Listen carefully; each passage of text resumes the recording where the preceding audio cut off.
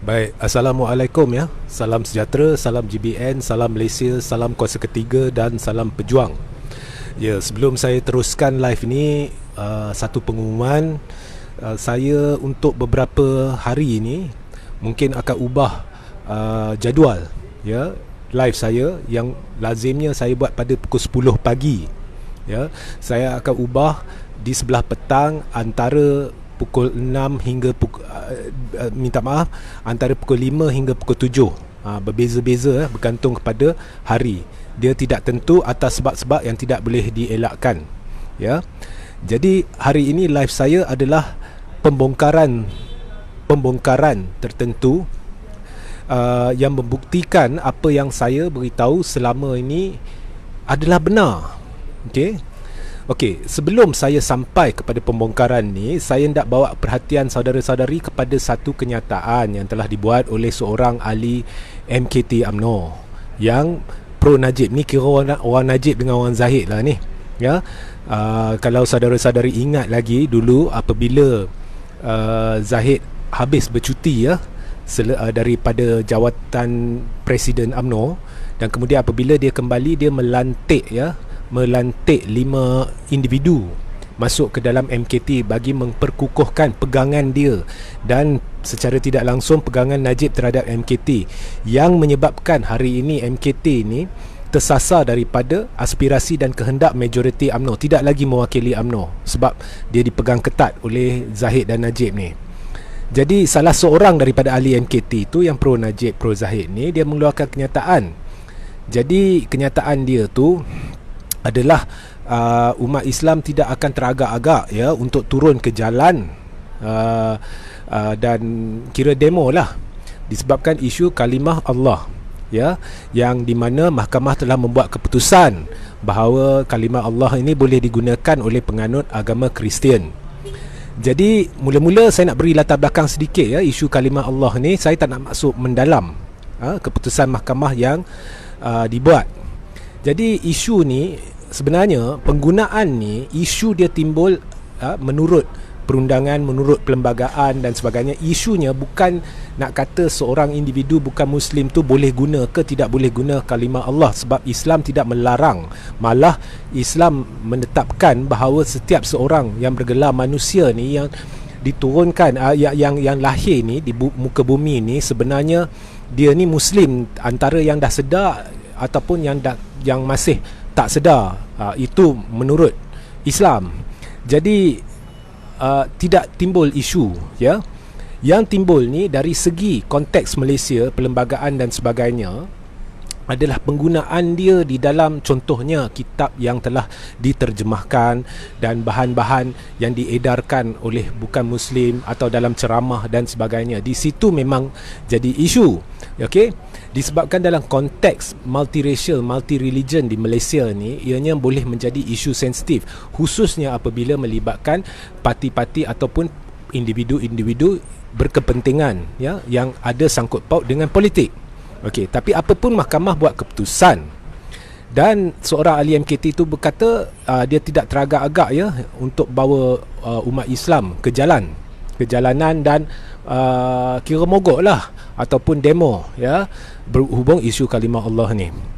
Pertama sekali saya ingin memberitahu bahawa agama Islam tidak pernah sekalipun meminta umat dia untuk mengambil langkah terburu-buru tanpa usul periksa dan tanpa menerusi semua saluran muzakarah yang mungkin bagi dalam jihad ya, mempertahankan kemuliaan agama.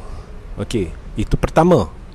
Kedua, langkah individu ni atau MKT UMNO lah, sebab dia ni mewakili MKT UMNO, jadi adalah satu penghinaan kepada mahkamah, sebab isu ni kompleks dan kena teliti dengan betul. Okey, isu ni bukannya dari sudut agama semata-mata. Saya bersetuju mahkamah ni dia menetapkan segalanya dari sudut perundangan, tetapi ada juga isu keagamaan yang mahkamah ni kurang faham ya. Tetapi ini adalah satu bentuk penghinaan mahkamah. Ketiga, dia ni menghasut secara ya, menghasut untuk umat Islam turun ke jalan dan menimbulkan huru-hara. Mengapa saya berkata demikian?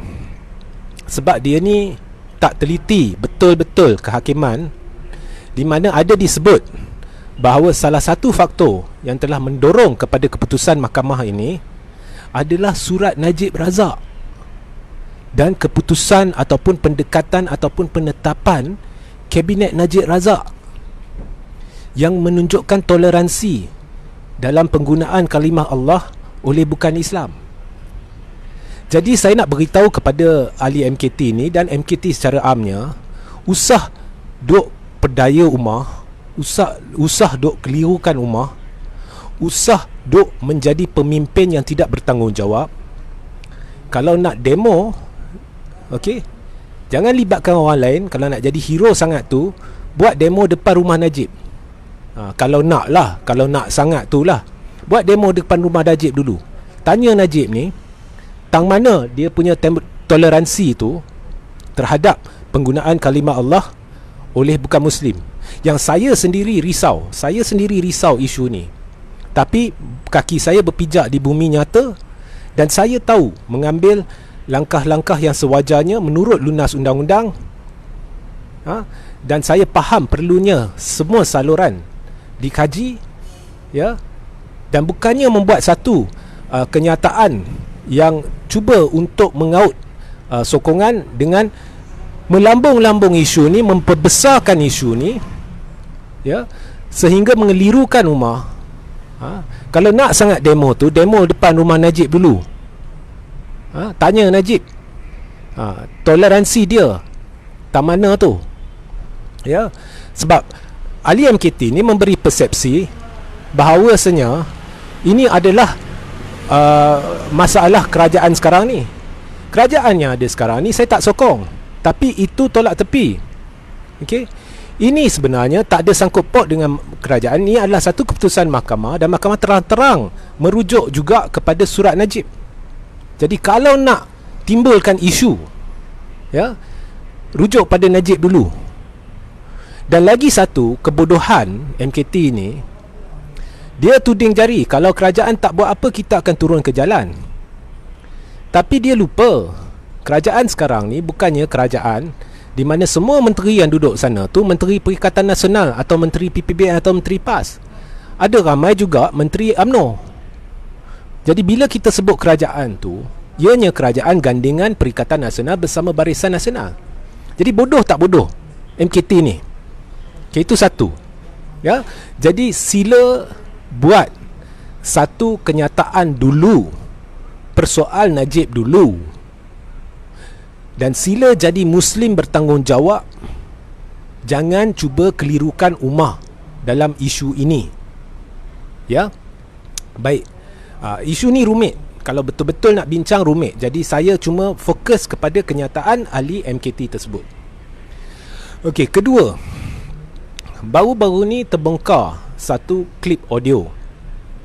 Klip audio ni ada suara mirip Zaid Amidi yang tengah berbincang, ya, dan menceritakan berkenaan dengan perbincangan dia bersama Ngakomeng berhubung kerjasama DAP dengan UMNO, dan ada juga disentuh berkenaan dengan Anthony Locke. Jadi didakwa bahawa audio ni adalah rakaman daripada perjumpaan MKT di Janda Baik, Pahang, tempoh hari itu. Now, sahih atau tidak audio ni? Nombor satu, ianya memang jelas suara memang betul-betul mirip Zahid. Kedua, sahih atau tak sahih ni, memang Zahid ada perbincangan nyata yang sehingga hari ini Zahid belum ada tindakan saman terhadap saya atau buat laporan polis terhadap saya, bahawasanya ada perbincangan nyata ke arah kerjasama UMNO dengan DAP. Okey. Now, pertama sekali saya ingin membawa perhatian, UMNO berkomplot dengan PPBM dan PAS untuk meruntuhkan kerajaan pimpinan Perikatan Pakatan Harapan. Kononnya nak tubuhkan kerajaan Melayu Islam untuk mencantas DAP yang didakwa musuh Islam, anti-Islam, anti-Melayu. Tetapi usaha dilakukan untuk bekerjasama ni, dan usaha ni nyata dan melibatkan Anwar Ibrahim. Okey, itu satu. Jadi di situ nampak hipokrisi UMNO, nampak kemaruk wang kuasa kedudukan UMNO. PPBM pun betul, dia terima adun, bekas adun DAP tu, situ pun timbul tanda soal. Tapi hari ni saya fokus UMNO. Kedua, kedua ya, apabila ini saya nak tuding kat DAP dan UMNO. Apabila DAP keluar kenyataan, kononnya kami tidak akan masuk gabungan dengan UMNO, itu satu pembohongan. Kami tidak akan masuk kerjasama, tapi kami akan mungkin dalam isu-isu tertentu akan senada dengan UMNO dan sebagainya, demi rakyat. Selalu digunakan demi rakyat. Ada pemimpin-pemimpin bawahan di dalam MKT, UMNO dan sebagainya turut menggunakan demi rakyat. Okey. Di sini saya ingin memberi nasihat kepada kedua-dua UMNO dan DAP, berhenti guna istilah demi rakyat. Kerana rakyat ni tidak meminta DAP atau UMNO mewakilinya dalam hal-hal yang bersifat kemaruk wang kuasa kedudukan. Rakyat tolak benda tu. Rakyat tolak hipokrisi UMNO dan DAP dalam isu ni. Jadi berhenti guna demi rakyat. Kamu tidak mewakili rakyat, kamu tidak mewakili saya. Rakyat tak perlu pun, tak minta pun. Kalau betul-betul demi rakyat, segala apa penjajaan penyata umah yang palsu yang dilakukan oleh UMNO, percakaran UMNO selama ni, semuanya tak akan berlaku. Hipokrisi UMNO, DAP ni semuanya tak akan berlaku. Ini sebenarnya penipuan terhadap rakyat, pengkhianatan terhadap rakyat. Jadi berhenti guna istilah demi rakyat. Jangan tipu rakyat. Faham? Jangan demi rakyat, demi rakyat. Rakyat never ask you to do this rubbish. Rakyat never ask you to do this nonsense. So berhenti guna demi rakyat. MKT ni jangan cerita rakyat, UMNO pun dia tak wakili. Sebenarnya Zahid, Najib dan kluster mahkamah ni tak terima sokongan langsung daripada hampir semua pemimpin bahagian cawangan Barisan Nasional UMNO, ya, dan ahli-ahli parlimen dalam usaha Zahid dan kluster mahkamah ni untuk cuba yakinkan semua perlu kerjasama dengan DAP. Tak dapat sokongan. Anwar dalam Pakatan Harapan sendiri tak dapat sokongan. DAP dalam DAP sendiri tak dapat sokongan. Majoriti memang tolak terus. So jangan guna istilah demi rakyat, jangan kelentong rakyat. Kamu tidak mewakili rakyat. Pihak-pihak kecil ni yang cuba timbulkan persepsi. Ini sebenarnya bertujuan untuk mengelirukan ahli-ahli parlimen dan ADUN kerana mereka terdesak kluster mahkamah. Bukan hanya kluster mahkamah dan UMNO, kluster mahkamah dalam DAP terdesak. Jadi bila terdesak, mereka cuba kelirukan ahli-ahli parlimen dan ADUN-ADUN supaya mereka tidak akan berbincang dengan Tun Dr. Mahathir Mohamad ataupun blok kuasa ketiga dan sebagainya. Jadi berhenti guna demi rakyat, ya. Ini nasihat saya, inilah tujuan sebenar saya membuat live. So MKT ni, kepimpinan UMNO ni, atas dasar dia pegang UMNO ni, dia dalam keadaan terdesak, dia sanggup buat apa sahaja walaupun berdepan risiko akan digulingkan jika berlaku EGM dan sebagainya, sebab tidak ada jalan lain. Tapi dia guna semua saluran yang mungkin, media dan sebagainya, untuk mengelirukan rakyat. Jangan guna demi rakyat. Saya tak kira UMNO ke MCA ke DAP ke semua pembangkang, dan jangan guna demi rakyat bila anda lakukan sesuatu yang ditolak oleh rakyat. Don't bullshit the rakyat. Faham? Okey? So itu sahaja pencerahan saya. Dalam 15 minit saya akan letak link kepada saluran Telegram saya. Jangan lupa sertai saluran Telegram saya. Dan siaran ini saya akan ulang di YouTube pada pukul 10 malam secara live. Jadi sehingga kita berjumpa esok atau lusa, ya. Wassalamualaikum, salam sejahtera, salam GBN, salam Malaysia, salam kuasa ketiga dan salam pejuang.